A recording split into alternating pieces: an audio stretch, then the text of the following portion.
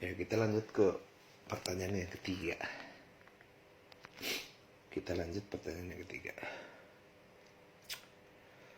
Apakah yang Tuhan dan malaikat lakukan setelah pintu surga dan neraka ditutup?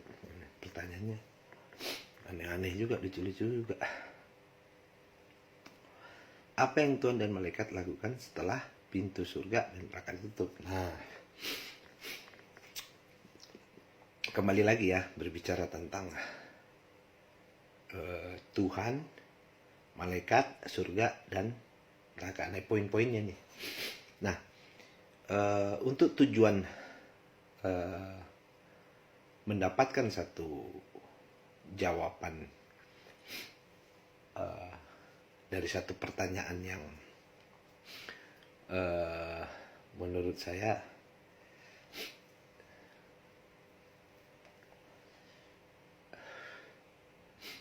ya sederhana sih cara memahaminya. Kalau ditanya apa yang Tuhan dan malaikat lakukan setelah pintu surga dan neraka ditutup,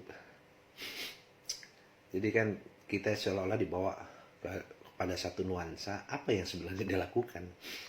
Artinya masih ada hubung kaitnya dengan pertanyaan sebelumnya atau pertanyaan kedua, apa yang Tuhan lakukan sebelum jagat raya tercipta gitu kan. Ya, urusan amat, urusannya dia lo ngepuyang kan gitu bahasanya sebenarnya. Cuma yang harus dijawab. Nah, kembali lagi kalau kita mau jawab, maka yang harus kita samakan itu adalah persepsinya dulu ya kan? Artinya persepsi tentang penamaan Tuhan itu sendiri. Kembali lagi pada poin yang ketiga juga kita sudah jelaskan di poin yang pertama secara gamblang kan, artinya tentang suatu persepsi tentang Tuhan. Ya, Tuhan itu kan seolah-olah diobjekkan kan, karena kenapa sih sesuatu harus diobjekkan gitu kan? Tanpa sesuatu diobjekkan dia tidak bisa dijelaskan gitu kan, karena pasangannya objek adalah subjek. Nah, Tuhan itu aslinya ya subjek, karena subjek itu banyak yang tidak bisa diilustrasikan atau dideskripsikan, bahkan didefinisikan juga akan sangat sulit, karena ketika didefinisikan apakah dia begitu kan? Nah, itu juga menjadi pertanyaan-pertanyaan baru yang nggak akan berujung pada satu jawaban. Tapi ketika Tuhan ditarik ranah objek baru bisa dijelaskan, ya kan? Karena sesuatu yang abstrak itu tidak bisa dijelaskan. Makanya ketika ada pertanyaan seperti ini muncul, yang harus menjadi kunci kerucutnya dulu, atau disamakan dulu persepsinya, siapa itu Tuhan gitu loh, atau siapa itu malaikat, dan apa itu surga, dan apa itu neraka. Nah, kembali lagi kepada Tuhan itu, bahwa begitu banyak persepsi tentang Tuhan, maka kesamaan pandangan tentang persepsi Tuhan ini yang harus disamakan dulu.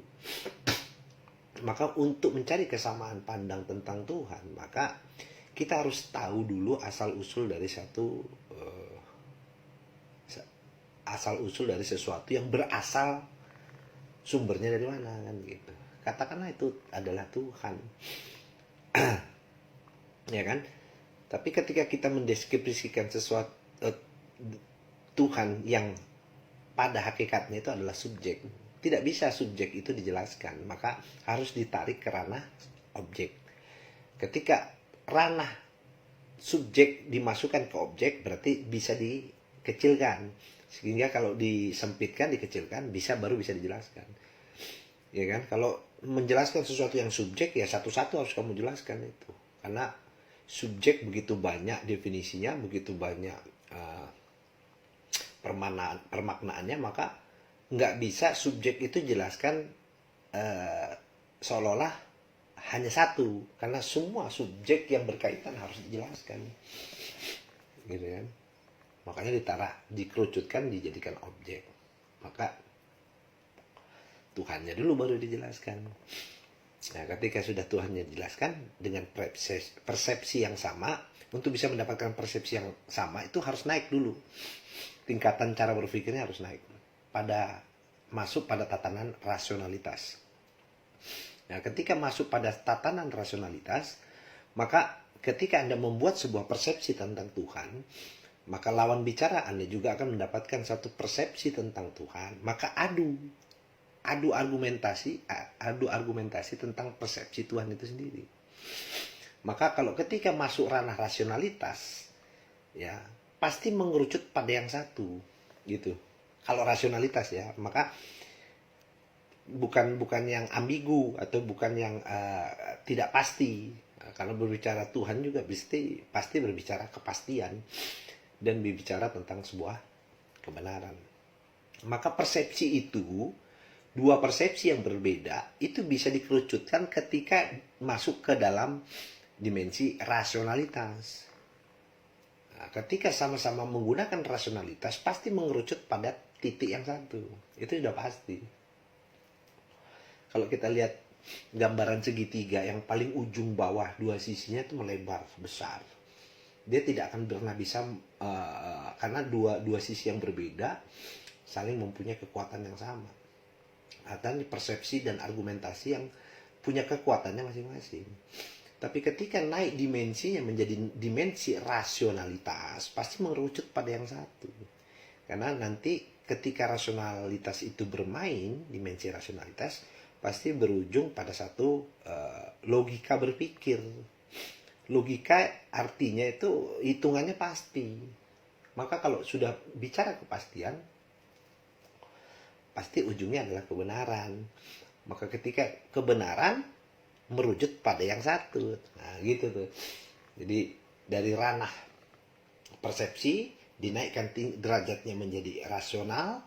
Nah, ketika rasional gunakan cara berpikir dengan logika yang merujuk pada sebuah kepastian. Maka kepastian pasti merujuk pada yang satu, yaitu kebenaran tunggal.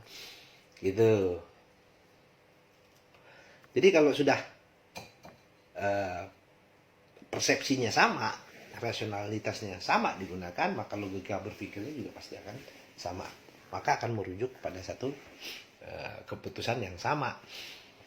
Ya kan? Akhirnya definisi daripada Tuhan itu akan mengerucut pada sebuah kesepakatan bahwa Tuhan benar adanya, atau Tuhan itu seperti ini, persepsi yang berbeda dipersatukan, gitu. Sehingga ketika sudah tercipta satu persepsi yang sama, begitupun juga dengan malaikat, ya kan? Ketika nanti berujung pada yang sama, maka tidak mustahil antara surga dan neraka pun juga mendapatkan hal yang sama.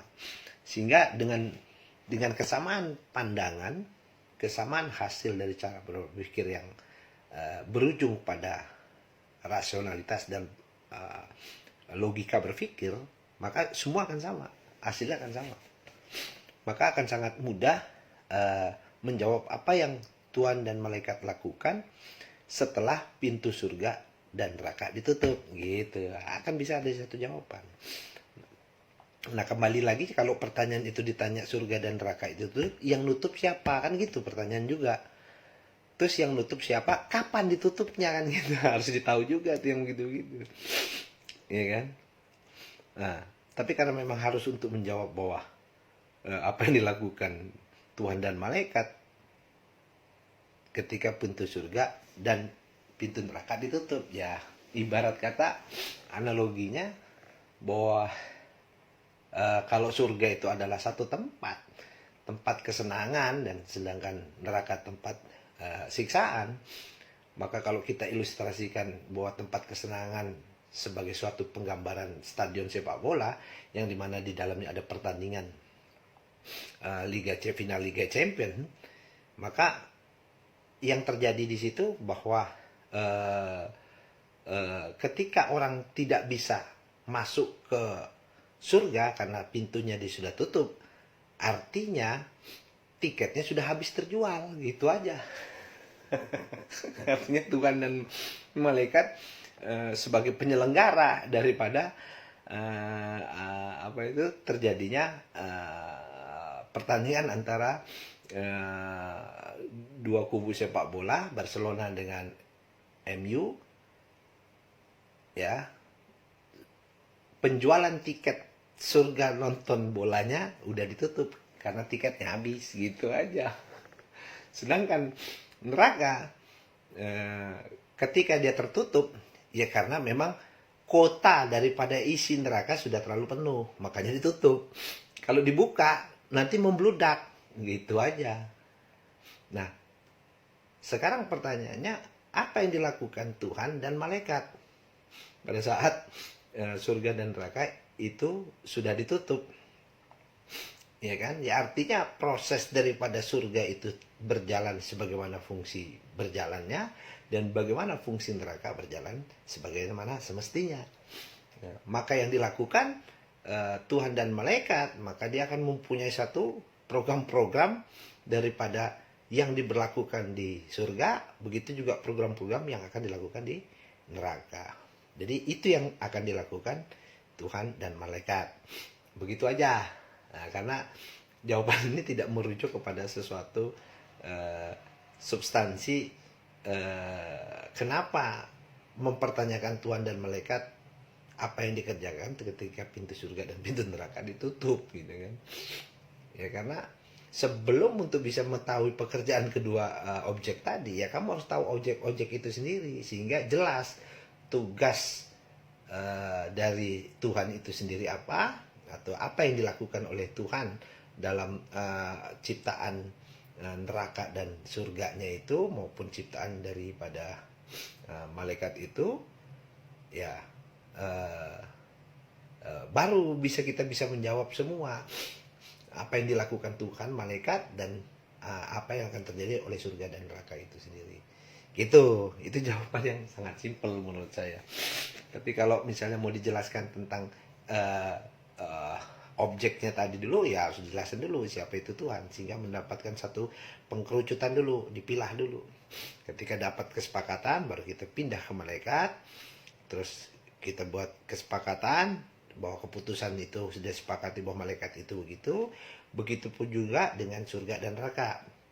Apakah surga itu tempat atau objek atau apa, atau sesuatu apa, ya kita bongkar dulu surga itu apa. Begitu juga dengan neraka.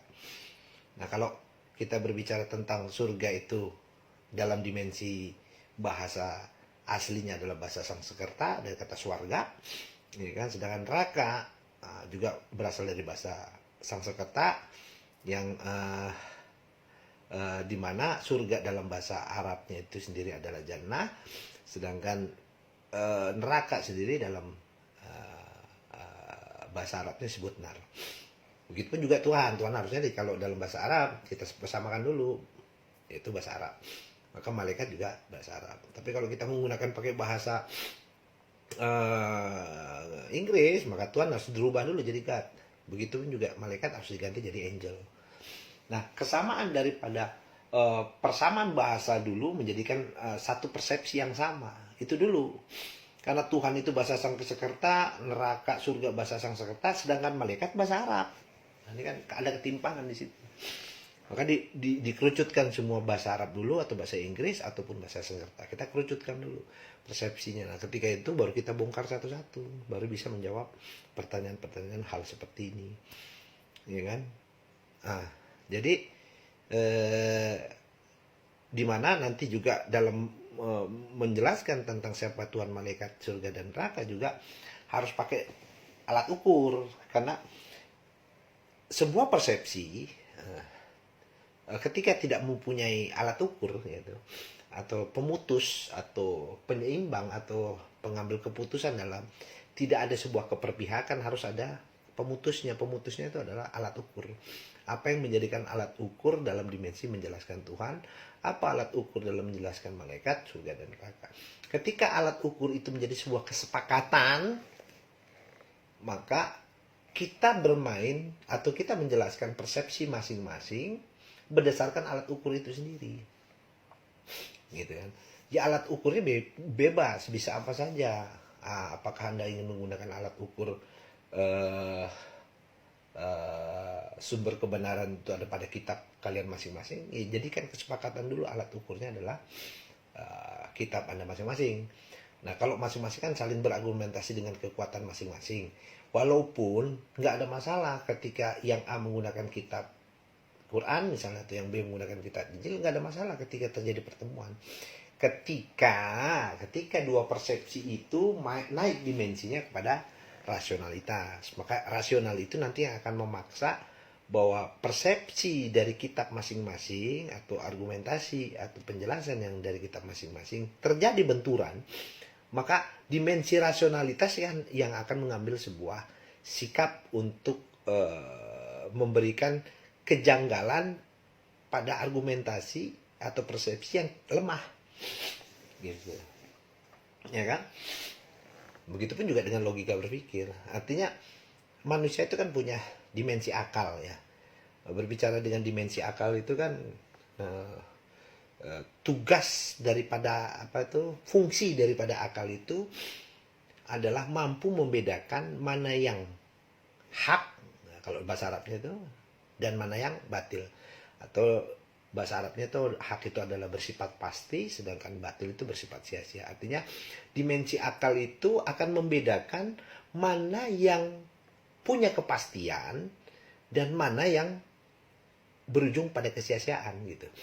Artinya dari cara berpikir atau cara pandang manusia pun akan terlihat mana yang benar-benar realistis untuk menyatakan bahwa dia yang benar-benar berakal. Karena akal itu fungsinya mampu membedakan antara saya nggak katakan hak dan batil, benar dan salah, karena benar dan salah masih sifatnya subjek, masih bisa diargumentasikan antara benar, kan benar menurut siapa, menurut Anda belum tentu menurut yang lainnya. Nah, dimensi itu masih terjadi argumentasi lanjutan atau perdebatan yang akhirnya kembali lagi ke poin awal, persepsi lagi kan gitu. Karena kebenaran itu bisa menurut persepsi masing-masing. Nanti ujungnya persepsi itu masuk pada ranah kebenaran yang menjadi pembenaran gitu. Itu nggak berujung tuh kalau udah begitu. Tapi kalau dimensinya bahwa akal itu mampu membedakan bukan benar dan salah, tapi lebih kepada mampu membedakan mana pasti, mana sia-sia, ya kan? Artinya cara berpikir yang berujung pada kesia-siaan pasti tidak pasti, atau tidak punya kepastian, berujung pada sia-sia. Ya sia-sia cara berpikir yang sia-sia, karena kemungkinan-kemungkinan yang belum tentu terjadi gitu loh. Walaupun saya katakan kemungkinan itu bisa jadi terjadi, tapi kemungkinan itu seharusnya menjadikan satu fakta. Kemungkinan yang tidak lagi berbicara dalam dimensi kemungkinan, tapi kemungkinannya merujuk pada satu nilai fakta. Kayak misalnya gelap dan terang, gitu kan? Itu kan fakta bahwa yang kita lihat kalau hari ini adalah gelap, maka selanjutnya adalah terang. Itu punya kepastian. Kan nggak mungkin habis gelap lagi kan, gitu, nggak mungkin. Pasti habis gelap terang. Walaupun gelap itu lebih lama atau terang pun itu lebih lama. Nggak penting mau lamanya berapa, perbedaannya berapa, nggak penting di belahan bumi mana, nggak ada masalah. Yang penting poinnya adalah habis gelap pasti terang, dan habis terang pastilah gelap. Gitu aja. Nah, makanya dimensi akal itu adalah jalan terakhir bagi terjadinya dua kubu yang punya persepsi. Maka akal itu sebagai pemutusnya. Meskipun dalam dimensi akal itu kan ada di dalam diri. Artinya ketika di dalam diri, ya di sini butuh kejujuran untuk mengatakan bahwa rasionalitasnya berfungsi. Dengan mengatakan iya benar, ya katakanlah benar. Jangan rasionalnya berfungsi terus benar dia tidak katakan benar, hanya untuk menipu cara berpikirnya. Itu malah justru blunder buat dirinya sendiri, gitu kan? Karena akal itu ketika dipersalahkan, itu yang terganggu dimensi akal itu sendiri, rusak, keberakalannya jadi rusak, iya kan? Ya faktanya bahwa habis gelap terang gitu. Kamu katakan nggak akan terang. Mungkin aja gelap, mungkin nggak bisa. Lu paksakan itu hanya merusak kenyataan yang lu lihat atau merusak kenyataan pada diri lu yang menyatakan bahwa benar habis gelap itu terang. Lu paksakan ada kemungkinan gelap, itu namanya ngerusak. Ngerusak fakta, ngerusak pandanganmu, ngerusak penglihatanmu yang menyebabkan nantinya karena kamu tidak mau mengakui, ya nanti rusak sendiri gitu loh. Ngapain kita perdebatkan kalau yang berujung pada sebuah kesia-siaan. Nah, makanya akal itu pasti mampu membedakan antara yang pasti dan yang sia-sia. Artinya bukan benar dan salah. Karena benar dan salah masih ranah persepsi. Itu. Nah, kembali lagi ke pertanyaan yang ketiga. Apa yang dilakukan Tuhan dan malaikat lakukan setelah pintu surga dan neraka ditutup? Artinya ada suatu prosedur, ada satu program-program kerja yang dilakukan, program-program yang terdapat di dalam surga, dan apa yang dilakukan, program-program yang akan dilakukan di neraka. Maka ketika kedua pintu surga dan neraka telah ditutup, berarti program-program tinggal dilaksanakan oleh Tuhan dan malaikat. Artinya Tuhan memberikan satu program yang nanti pelaksananya adalah malaikat. Jadi apa yang dilakukan antara Tuhan dan malaikat ketika pintu surga dan neraka ditutup? Mereka akan melaksanakan program-program yang sudah menjadi sebuah ketetapan baik di surga maupun neraka. Gitu jawabannya. Oke? Oke, terima kasih. Kita lanjut ke pertanyaan-pertanyaan berikut.